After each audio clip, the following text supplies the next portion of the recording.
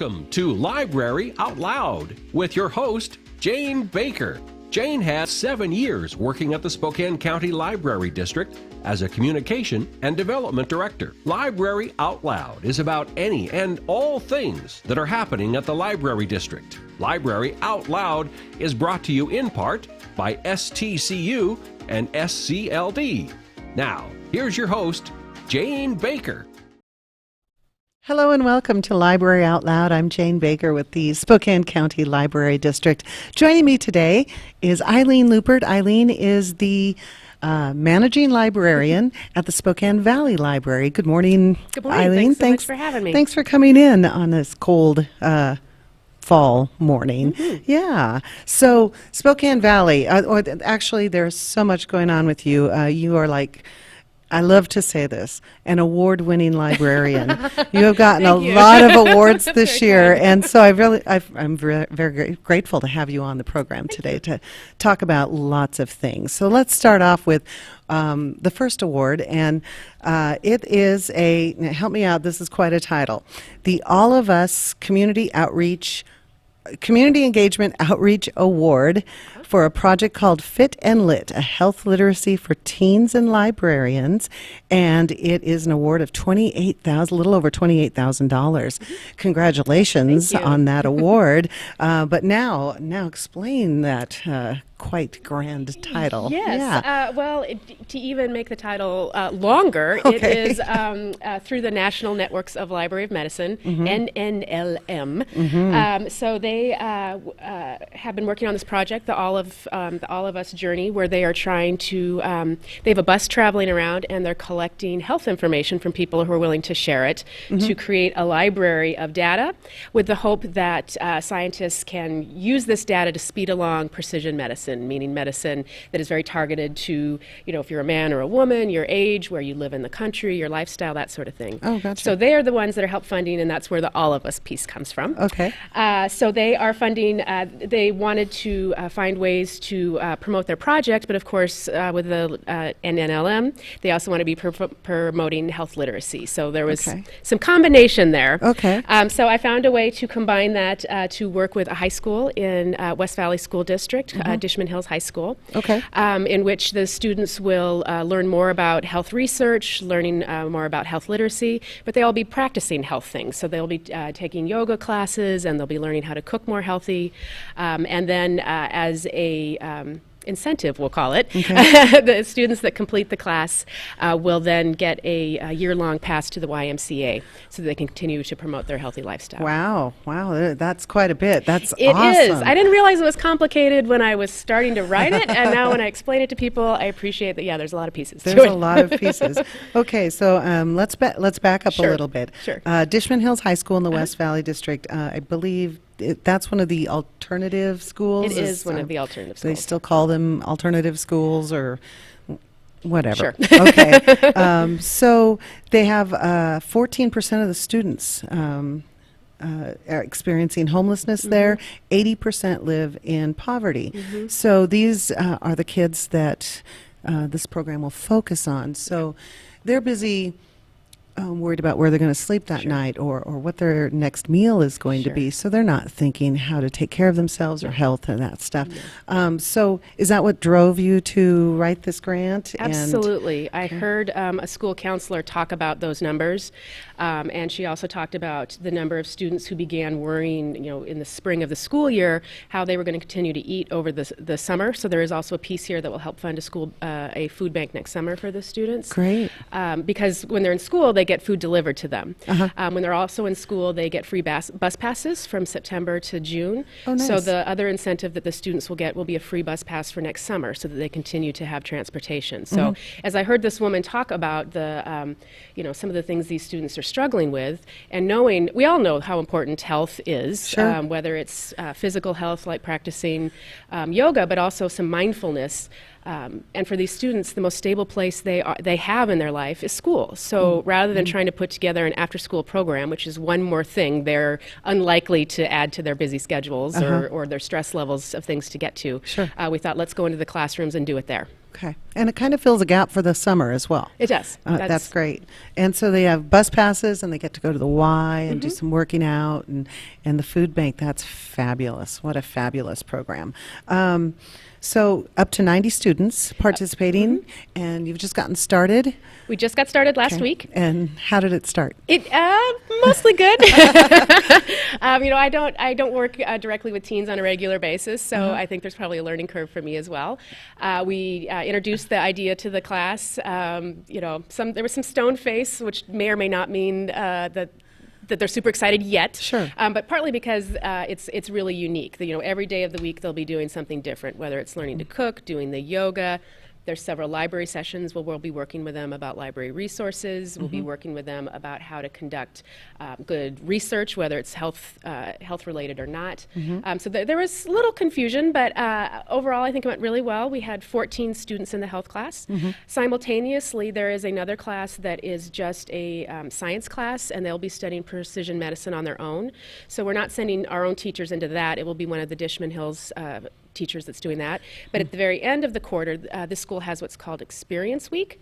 Okay. So they all come together for a week where they have longer sessions and put together projects. So for the kids in these two classes, they'll kind of combine together, and then we'll put them through one of our library programs that's been very successful, our video boot camp. So they'll all create together a PSA that kind of talks about some different things that they may have learned in the class. So great. There's 15 kids at a time doing the science class and up to 15 doing the other one. And we've started with 14, so that's a very good sign. Wow, so you're taking these kids, you're helping them set up, and then taking them through the video boot camp. That's really great. We'll talk more about that in a little bit because that's open for other people as well. Yeah. So awesome, great work. Thank you. It's just gotten started, and it goes through next year. Is this going to be a year long? So there'll be 3 quarters. So that's how we get to the number 90. We've got the up to 30 each quarter. So we started our second quarter, then third and fourth quarter of the school year. So that's so we'll be going with different kids throughout the year. Yeah. Then I'll spend next summer talking about this a lot as part of the project and sharing the information, hopefully with other libraries and possibly other schools as well. That's fabulous. Okay, so it's the National Network of Libraries of Medicine. You talk about a bus going around, so it's going around the whole country. Yes. Okay, and so is this program happening in other places in the country? Do you know? Not my particular project, but there are certainly other projects. I understood from NNLM that there had been a push to start some new projects in the Pacific Northwest. So this is one of the first in the Pacific Northwest with under this particular outreach or this particular funding stream. Sure. But there are definitely other projects around the country. Sure. Now you do a lot of work with the Homeless Coalition in the Spokane Valley. This is separate from your work with the library. This is just part of the community that you're involved in. Tell me a little more about that. Well, I think especially in Spokane, when we talk about homelessness, we tend to only talk about our, kind of downtown corridor, which tends to be chronic street homelessness and mostly adults. Out in the valley, we don't see that as often. We're starting to see an uptick of that, certainly, but I think most people will be very surprised to hear that we have 800 students that are identified as homeless under the McKinney-Vento, which means they're not living on the street, but they're doubled up or they're couch surfing, which means they don't have a stable home. So I would consider that homeless. HUD does not. 800 in the valley? Yes, among the 3 school districts out there, that might include Freeman as well. But yeah, it's right around 800. Wow. Yeah, it's startling. It's startling. It is. And hidden. We just don't see it. I think Spokane is a very generous community. I think they want to help and share, but I think there are just a lot of people who aren't aware. Yeah. So then what does the work with the Homeless Coalition, what is that doing? There's 2 groups I'm involved with. The Homeless Coalition is focused on a much wider area, probably the whole county. That's where you have a lot of frontline people who are working every day with this population and the chronically homeless population. Out in the valley, we have a very similar group, but there's a lot more educators involved and several churches. The churches in the valley are very generous and work together with one another. So we come together at both meetings to have different presenters to kind of tell us, what's going on, where are the resources. There's always new grants and funding popping up, so to try to help share that information among the group. So we just it's a lot of networking for the most part. So sometimes it's hard to put your finger on what we're doing, but there's certainly a lot of networking. And it was through that Greater Valley Support Network that we started our Spokane Valley Connect, and we just had our second one, which is a day of resources and services that people can come just for the day. So they can talk to DSHS, they can go to the food bank, they can go to the clothing bank, they can get a haircut, they can get a hot meal, they can go find out about school services and whatnot. So we've done that now twice out in the valley. And it's a day-long event. And how do you know how the homeless people find out about it? Word of mouth. Okay. I mean, that is by far the way news travels, for better or worse. You know, sometimes you get a whole group of people that have heard something that isn't quite right. Sure. There is an event in January called the Homeless Connect, which is what the Valley Connect is based on. Lots of names, and that's been going on for 9 years. The ninth one will be this January. So I think there's a lot of people out there who are familiar with it and kind of know that term and start looking for it. But we do a fair amount of flyers and try to get them out to where we think the population will see the information. But I think word of mouth is actually the strongest advertiser. Interesting. Yeah. So then there's a lot of people that want to help, and it's great that they've all come together and you have these regular meetings. Now, if somebody wants to get involved and help, what should they do? Who should they contact? Well, they can certainly come to the Homeless Coalition meetings. That's a great place to start. That's on the first Thursday of the month at the Gathering Place at 9:30. Okay. That's where they're going to start meeting people and kind of see what's going on. Because I think there's a lot of people that want to help and not only not know how, but we still have assumptions about what's already being done. So I think starting out by finding out what's going on out there to plug into the right place for what services they can provide and how much time they have, all that sort of thing. Sure. So you could use help probably in almost all areas. Probably. What agency isn't out there begging for volunteers? This is true. And, we're coming up on the holiday season, so a lot of people want to do volunteer work rather than give gifts or families get together and do things. And they want to know where to go and who to talk to. So. Yeah, I think there's, in this day and age, there's a lot more of that information also being passed through on Facebook. Sure. So, the New Warming Center will be opening up on Friday, and I know they're regularly looking for volunteers. Spokane only has a handful of shelters, and they could always use more volunteers. So that's a really simple place. Okay. Open Doors, which is a homeless shelter for families. I mean, how wonderful would that be to go help out some of those families? That's great. Great ideas.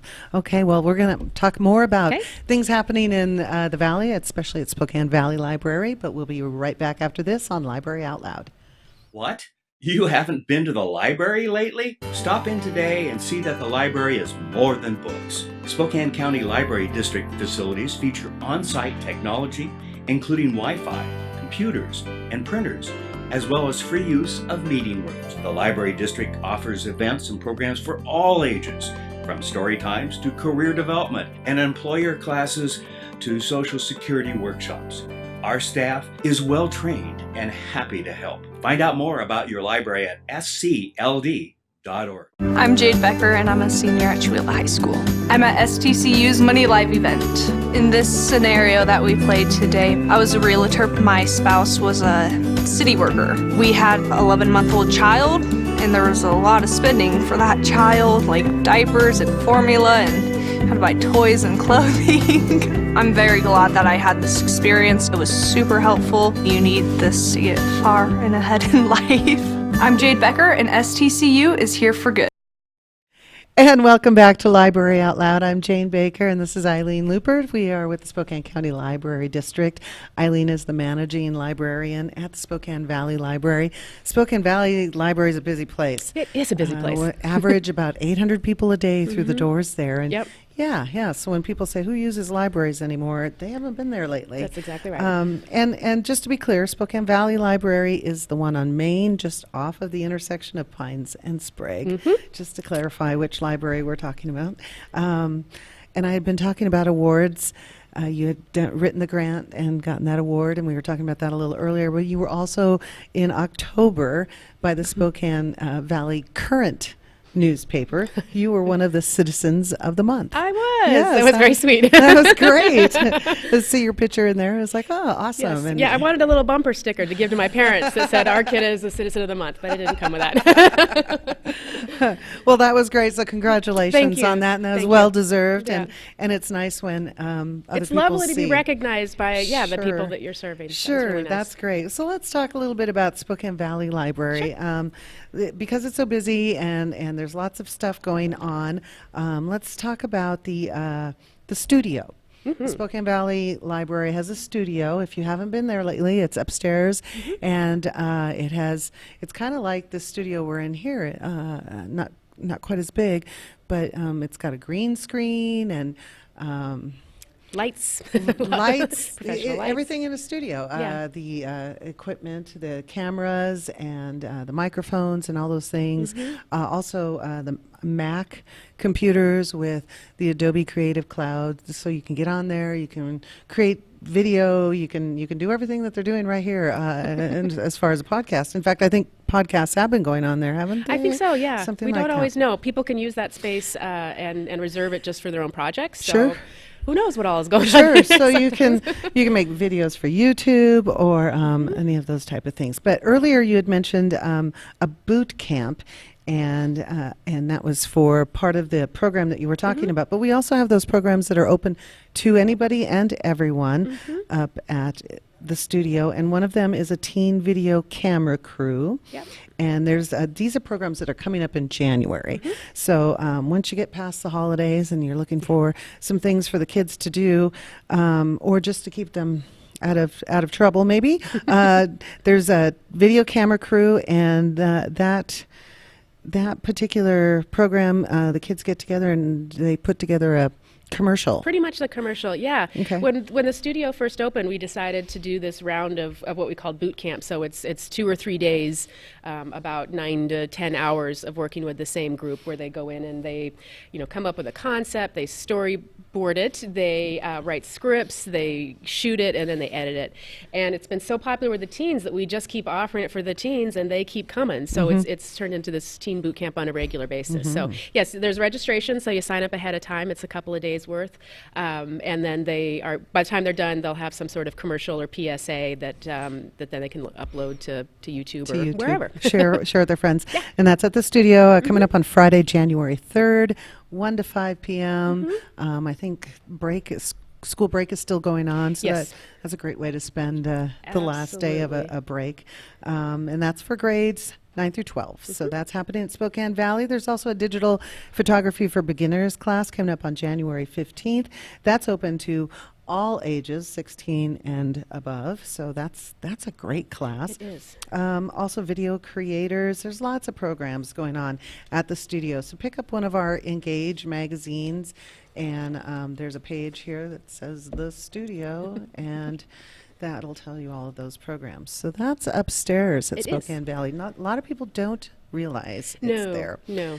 Something else that's happening at the Valley is live art demonstrations. These started in the fall. Talk a little bit about these, how they've been going. Those have been fun. The North Spokane Library, of course, has their lab that's had different activities and whatnot. And when they were doing some of the different programming up there, they would allow for a time that the public could just come in and watch an artist work at what they do. Yeah. So we decided to give that a try at the Valley, and it's been really interesting. We've had spinning on a wheel, spinning your own yarn. Oh, We've cool. had doing sculptures, we've had painting, all sorts of different things. So just, on a Saturday afternoon for a couple hours, we'll have some different things. And not only can you watch the artist work, but it's fun to be able to ask the artist, what does that mean? How are you doing that? Why are you doing that? So it's not only watching them, but learning a little bit too. Being able to interact a little bit. Yeah. Well, we have one coming up on Saturdays, December 7th, 2 to 3:30 p.m., and it's pottery. Wheel throwing with Daryl Nitta. Fun. I hope I'm pronouncing Think how the messy name. that will be. That'll be That's fun. gonna be messy. But he's going to be there doing this, and you can come watch, ask questions, Absolutely. that kind of stuff. So that's been going on all fall. Yeah, about once a month since at least since then. So you just walk in, and it's right behind the main. When you walk in, there's a You won't be able to miss it. Yes, you can't miss it. It's there, it's free, and it's happening on a Saturday afternoon, December 7th, so you can watch some pottery. Also coming up in January at Spokane Valley is an instant pot cooking class. Yes. Those darn instant pots are so popular. Yes, they are. Yeah, And when everyone gets one for a holiday gift, they can learn to use it a little bit. In fact, I believe like 2 years in a row, Instant Pot cookbooks were the most checked out book. That would not surprise me at all. Yeah, that's crazy. So that's coming up at Spokane Valley, Thursday, January 23rd. So you have some time to come up for that one. So there's always something going Absolutely. on. What else is happening at the Valley? What's really popular right now is our Project Memory. So it's something that the first time you come in, you work with the librarian, and then you can reserve the equipment later. So all those old movies that were shot years ago or old photographs, you can come in and digitize. So we had a great story last week where a woman came in and had a whole bunch of old films that were of her kid at Christmas time, and her family had somehow, I think they had a fire or something, they'd lost a lot of his baby pictures. Oh no. And then she had a hard drive crash, so she'd lost a bunch of stuff, but they found this old film. And so not only were they able to bring it in and digitize it so they have a new version of it, but they were able to take some stills off of it. So she was able to replace some of those baby photos. So that's been super fun. All sorts of wild projects of people bringing in photos from things that they want to digitize. Are they doing Christmas ideas for Christmas gifts? Yeah. I think there was another woman, this was really sweet, came in and she used the studio to film herself reading Christmas stories for her grandchildren that live far away, and then we helped her upload them to YouTube or something like that so that they could all access them, and then it included some photographs and whatnot that she had of her own kids, so that was adorable. What a great idea. Yeah, the grandkids far away and she reads the stories. So she can read them stories at the holidays since she can't go visit them. That's a great idea. Yeah. So I think people hear that, you're going to be having a lot of reservations for that studio. Please do. That's what it's there for, is to do those kind of Absolutely. things. What else is happening at Valley? It's always busy. There's so much going on. There's plenty of times where I'm like, oh, I didn't know we were doing that. How fun.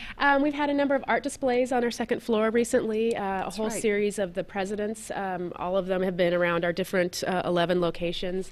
Before that, we had kind of a cool project where actually your department did a lovely job putting together posters about how to contact your own government representatives and a little bit of background about things like county commissioners or smaller arms of government that people may not be as familiar with, or who do you talk to about zoning or things like that. So that was going on the second floor. That was a lot of fun. That program. It sounded cool. like it wasn't going to be fun, but it turned out to be pretty fun. Yeah, figure out all these things and make it into this attractive poster. And now I believe those posters are going around to different schools. So that's pretty neat. And then art changes every month on the walls. I think it's every month or every quarter. Okay. So one of our partners is the Spokane Valley Arts Council, and so they have a group that comes in and helps change the art. So there's always something new to look at. There's always, yes. So there's things to check out. There's things to watch art-wise. There's things on the walls. There's the studio. Yeah, the Valley Library is a busy place. It's hopping. Great staff there. The staff is always friendly and able to help. What a wonderful story about the woman doing the story for her grandkids so and that kind of stuff. So, wow. Yeah. Exciting times. Yes, I love my job. My 10-year anniversary is coming up, and it has gone by so fast, and that's partly because there's just so much new stuff going on. It's always a new job.